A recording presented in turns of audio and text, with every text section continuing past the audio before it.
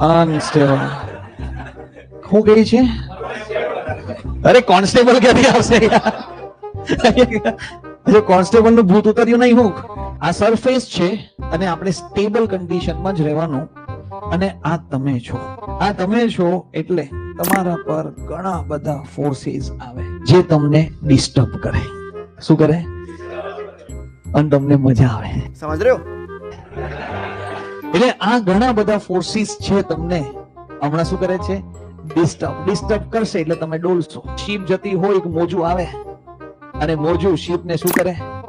Disturb કરે. Ship ડોલે ડોલે ડોલે ડોલે પછી પાછા પોતાના પોઝિશનમાં આવી જાય છે. એને આપણે શું કહીએ છીએ?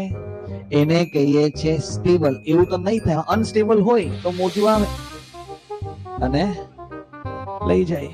આપણને હમણાં ઘણા બધા મોજાઓ આવે. વોટ્સએપ ના મોજા આવે, બરાબર, ઇન્સ્ટા ના મોજા આવે, સ્નેપચેટ ના મોજાઓ આવે, ભાઈબંધ ના મોજા આવે, લાલ સોટ ના મોજા આવે, બરાબર. એવા ઘણા બધા. બીજા કઈ મોજા આવે? કઈ મોજા આવે પાછા? હા, અચ્છા, બેનપણીના મોજા આવે એટલે મજા આવે. અને એમાં પડી ગયા તો ગયા. આવતા વર્ષે પાછા આવજો. पढ़ाई लिखाई में ध्यान लगाओ, आईएएस बनो और देश को संभालो. બહુ બધા ફોર્સીસ હોઈ શકે. તમે અનુમાન લગાવી શકો. ઘણા બધા ડિસ્ટર્બિંગ ફોર્સીસ હોય. શું હોય? Disturbing forces. પણ જો બોડી સ્ટેબલ હોય, માઇન્ડ શું હોય?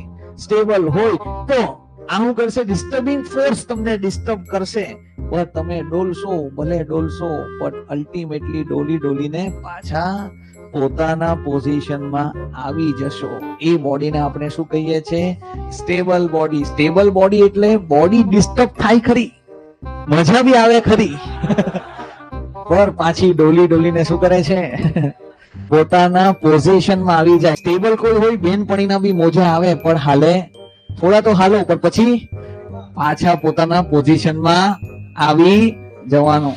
સ્ટેબલ એટલે બે ફોર્સ હતા. One is which force?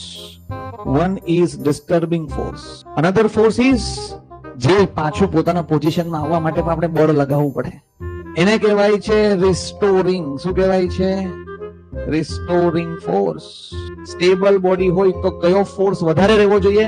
ભલે ડિસ્ટર્બન્સ આવે, થોડું તો હું ડોલીશ પણ પાછું પોતાના પોઝિશનમાં આવીશ એટલે રિસ્ટોરિંગ ફોર્સ ડિસ્ટર્બિંગ ફોર્સ કરતા વધારે